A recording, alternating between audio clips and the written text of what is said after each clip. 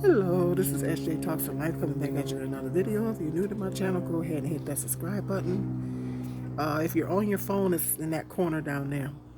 If you're looking at me on your phone, it's in that corner right down there, that little tiny box. Go ahead and hit that. Thank you, please, and thank you. Um, Tori Boy, Tori Bowi. I don't want to mispronounce her name. Bowi, a three-time Olympic medalist, died from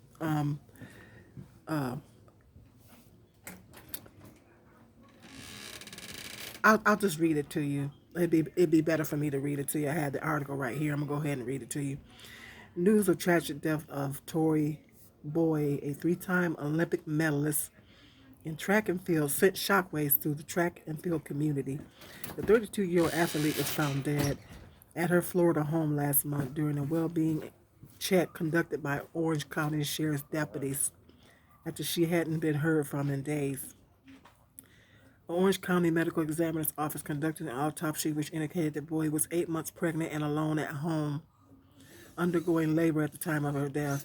Report cited possible complications including respiratory distress and eclampsia, red blood pressure that can cause seizures. Her unborn child did not survive. I can only imagine how that must have been, Holland said. Painful. It hurts also to know that there's no baby. Boy's death highlights a painful reality many black families face. The number of women who died during or shortly after childbirth in the United States is higher than any other developed nation. Women of color face even greater risk. According to the Centers for Disease Control and Prevention, black women are 3 times more likely than white women to die from pregnancy related issues. There are systematic barriers that we face in regard to racism, sexism, and income inequality, and that shows up in our healthcare system, said Dr. Regina Davis Moss, President and CEO of Our Own Voice National Black Women's Reproductive Justice Agenda. Holland said Boy didn't trust hospitals. She wanted to make sure that the baby was going to be okay with her being in control. No foul play was suspected in Boy's death, according to. So that's what I want to talk about. This is really sad.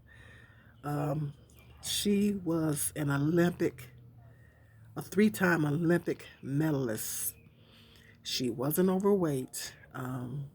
She was not overweight or anything like that. And I guess she had, which is very common. High blood pressure is very common. I know when I was pregnant with my oldest, I had it. And I remember having to go to the hospital and they having to put a monitor on my stomach to make sure that my son's blood pressure and all that was okay. And I remember them telling me to go home and get somewhere and sit down. Of course, I was being hard headed, but it's very common. Women, a lot of women have high blood pressure during pregnancy. It's very common, and I don't know if she wasn't getting the proper. They said she didn't trust hospitals, understandably. I wonder, was she getting the proper prenatal care? That's what I'm wondering, if she was getting the proper prenatal care. But that's what I want to talk about. Black women. It says here, black women are 3 times more likely than white women to die from pregnancy-related issues. And a lot of, like she said, a lot of it has to do with racism. There's racism in our healthcare system. When black women go into Serena Williams is rich, tennis player, Olympic gold medalist, and all that. When she went to have her daughter, she was having some blood clots. Of course, she had a history of blood clots. And of course, they should have already knew that when she went in there to have birth. And she was trying to tell them, there was something wrong, and they were ignoring her. So, by the grace of God, they took care of business and did what they were supposed to do. But that is a major problem when black women go to the hospital or doctor. Our concerns are being ignored. They're being ignored when women, especially black women, giving birth, you know, pain and all that kind of stuff. They have the tendency to ignore. I know there was a black doctor that, and that this was very disturbing to me. And I think I meant to do a video about it, but I didn't get a chance to get around to doing a video. But it was this black female doctor. She had COVID, and she went to the hospital because she was having some issues, and she kept, of course, by her being a doctor, she knew what they were supposed to be doing and all this kind of stuff. And so she was trying to tell them.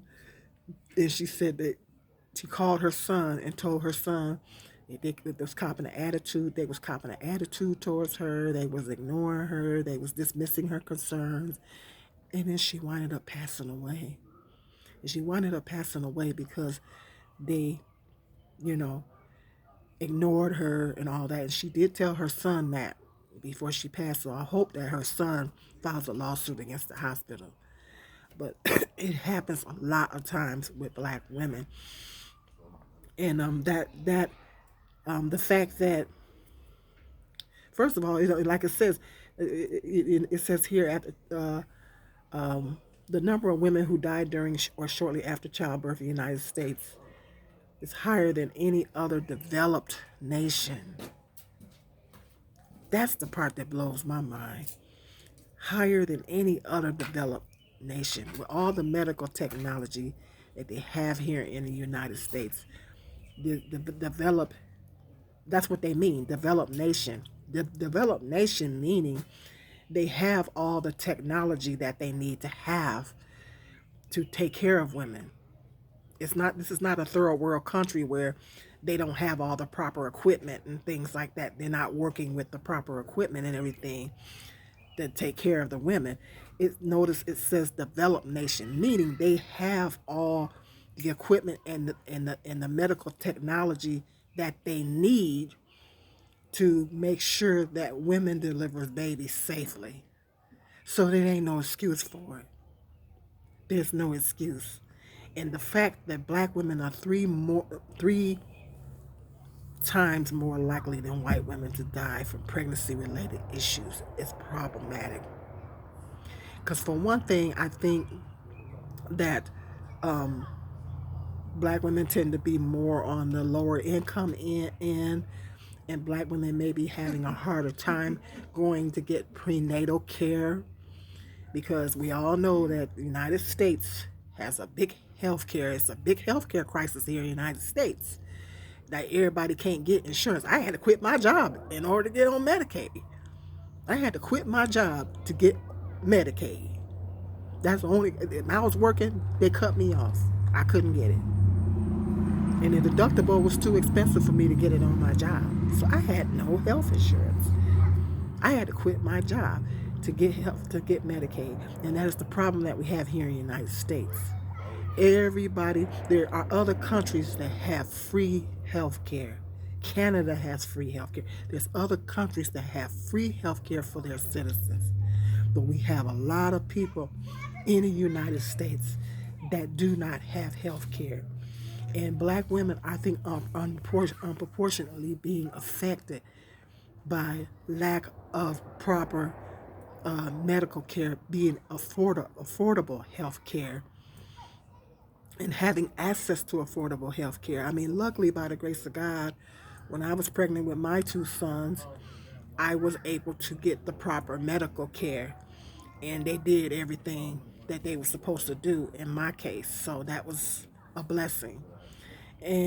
But it's too many black women that are having this issue of going to the hospital. And I think that, like I said, maybe they're not getting the proper prenatal care during pregnancy. And then when they go to the hospital, and sometimes they are, but then they go to the hospital, and then they're being dismissed, they're being ignored, and all this kind of stuff. And people are dismissing. I don't know why they think black people don't experience the same level of pain, or which is ridiculous. I hope they're not teaching that in medical school, but that's just ridiculous. I mean, it's ridiculous. It's ridiculous. I know in a lot of cases they under medicate. Like, it's certain I think there's certain medications they won't even give us. There's certain medications they won't even give us. Certain pain medications they won't give us. Hmm. I honestly believe that, and I think I read that somewhere, that there's certain pain medications they will not give us. That they'll give to the white people, they won't give it to us. Oh yes, oh yeah. So I mean, there is, like, I did a video, and I might link it up to this one. When I went to because I go to a community health center, and so there's always different doctors coming in and out, you know. And when this one particular visit I went into, um, and this Asian doctor was there, and boy, I was gonna read him the riot act. I wanted to cuss him out. I wanted to read him the riot act because I was trying to tell him, everything, all my information should have been on that computer about my back and leg issues and everything like that. And I was trying to tell him that I needed, because I get muscle spasms in my legs. I was trying to tell him that I needed another the muscle relaxer, because my neurologist told me to go to my doctor to get a refill. He was trying to dismiss me, and when I tried to get a handicap thing, he dismissed that. He told me I didn't need that. I was so upset with him. Oh, so to make a long story short, I was so upset with this man. I wanted to cuss him out. But that's what I'm saying. And this is what they do. This is what they do. They ignore us. I'm my own advocate. When I go to the doctor, I am my own advocate. I tell them what I need. Could you do when I went one time, and I asked them to do that. This last time they did it, because I have a history of pre-diabetes. I want to make sure my blood sugar levels are stable. I asked them the one time I went. I asked them, "Can you check? I need my A1C checked." They didn't do it. But this last time I went to the doctor to get an update about my ear infection I had, the doctor, of course, she was a real good one, and so she had the test ran for to check my A1C. So I literally have to, because this is a community health center. They have so many patients, have so many different doctors and things like that. So I make sure that I'm my own advocate. And when I go in there, I tell them what I need. This is what I need. I need you to check my A1C. I need this. I need that. And I tell them what I need. And so that's what you have to be. You have to be your own advocate when you go, and you have to be insistent when you are a black person dealing with this racist healthcare system. You have to be insistent, and you have to be your own advocate, and you have to let them know that be adamant, and tell, look, I'm hurting. Even if you have to yell it, if they think you have a bad attitude, oh well, you know. Or if you can have someone speak on your behalf. If you're in so much pain that you cannot speak, have someone come with you and that will advocate for you. That is so important.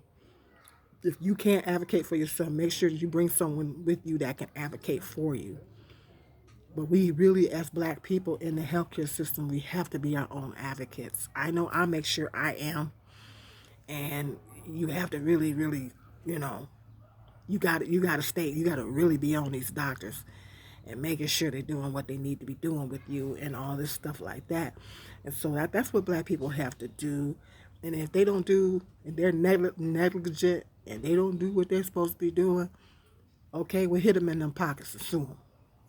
But it's really, really sad about this young lady. This, my heart and prayers go out to her family.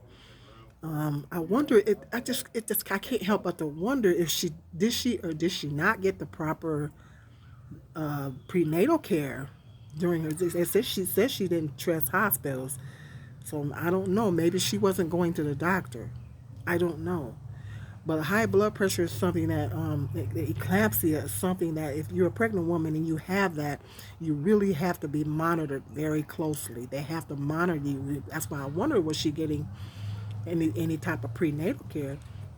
Because you have to be monitored very closely. Because I know, like I said, when I was pregnant with my oldest, I had it. And I had to come up to the hospital and they had to put a monitor on my stomach. And I know they have to monitor you very carefully to make sure, and to monitor the baby to make sure the baby is okay, to make sure, keep constantly checking your blood pressure to make sure you're okay.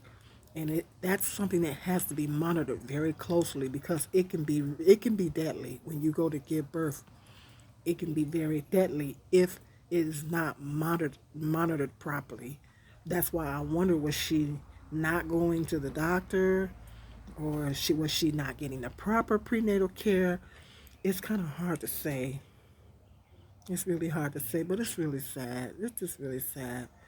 Um, but yeah, the United States has to do a better job. The United States needs to do a better job of taking care of, and don't be stop discriminating. Stop discriminating against women. You know, they're supposed to be taking care of everybody. They're supposed to be taking you go into healthcare. You go to school to be a doctor or a nurse. Okay, you're supposed to go into it with the mindset that you want to help everybody. When I worked in healthcare. I had the mindset that I wanted to help everyone, not just people that look like me. I cared about all the people that I took care of. I cared about all of them, not just the ones that look like me. You know what I mean? So that's what I'm saying. If people got that mentality, they don't even need to be going in the healthcare field. You don't even need, don't be no doctor, don't be no nurse. If you gonna have that kind of mentality that you racist and you don't care nothing about black folk, they shouldn't even be, they shouldn't even be going into it in the first place. And so the United States needs to do a better job. They need to get a handle on this stuff. This is ridiculous. But this is just another thing that black women have to deal with in this system. It's just another thing that black women have to endure in this system. And so they got to do better. But let me know in the comment section if you heard about this story. What are your thoughts on discrimination against black women in the healthcare? When black women go to give birth, the high rates of mortality and everything with black women trying to give birth. Let me know what your thoughts are on this situation. Let me know what your thoughts are on that. And if you have your own personal story that, hit me up. Put that in the comment section too. You got any stories and everything, but let me know. United States needs to do better. They just need to do better, plain and simple. They, they, they failed this young lady. They failed this young lady. She should not have been scared to go to the doctor. She should not have been scared to go to the hospital. Black women shouldn't be scared to go to the hospital. Plain and simple. Black women shouldn't be scared to go to the doctor. That's just ridiculous. So United States needs to do better. They need to do better. Plain and simple. Okay, go ahead and hit that like, subscribe, and share, and hit that notification bell so every time I do a video, you will be notified. And until the next video, be blessed.